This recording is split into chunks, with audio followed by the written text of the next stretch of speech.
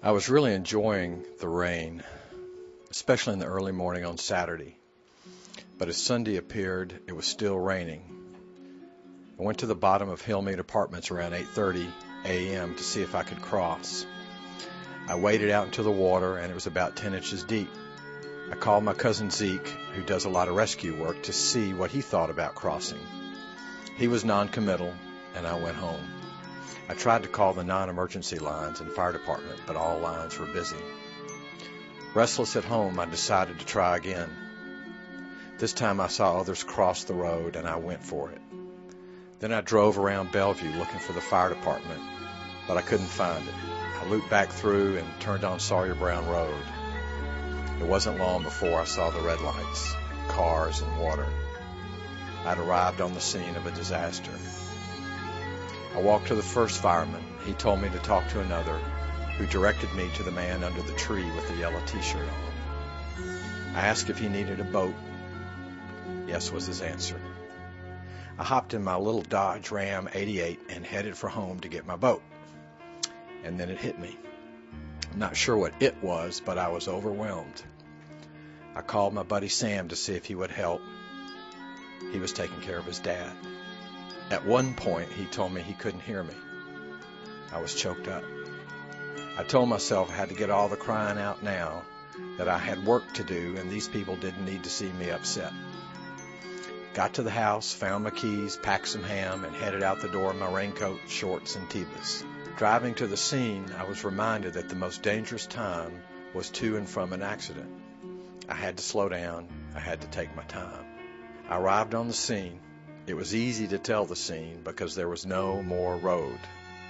I backed my little truck and trailer in the water, but this was no boat ramp. The boat would not float, and water was in my muffler gurgling, and I was worried about 10 inches earlier. Now I'm in the water, and men are giving me addresses of where to go on little slips of paper. It was raining so hard the addresses faded, and I'm too hopped up on adrenaline to remember squat. One very big man comes up and says the folks he's been taking care of need to be rescued. Off we go, down the street, not sure of what is under my boat. Thankfully, I brought a camera because words could not express what I was seeing. Taking a right in my boat at the stop sign, I saw water up to roofs, cars submerged, weird stuff floating in the water. The man wants me to head off across an open expanse of water to find his people. There was no way to get there through the trees and across the Harpeth River. I'm not crazy, and I've seen enough bad water where the inexperienced have died. We circled back and followed another boat to the River Plantation Clubhouse. There were soaked people everywhere, needing a ride to safety. Young kids, dogs, old people, scared people, not sure how bad their loss was. I tried not to say anything stupid. I told them my name, asked theirs. A few smiled. We got to dry land. The big man stayed behind to find another way to his people.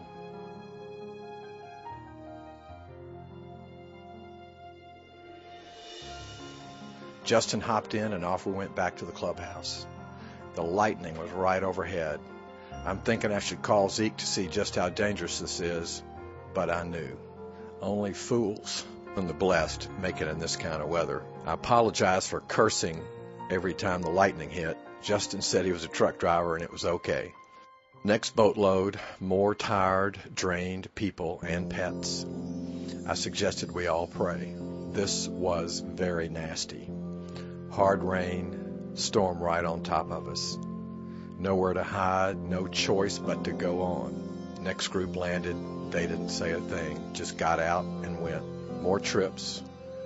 One woman recognized me. One girl did too. She worked at CVS in Belmead. We smiled.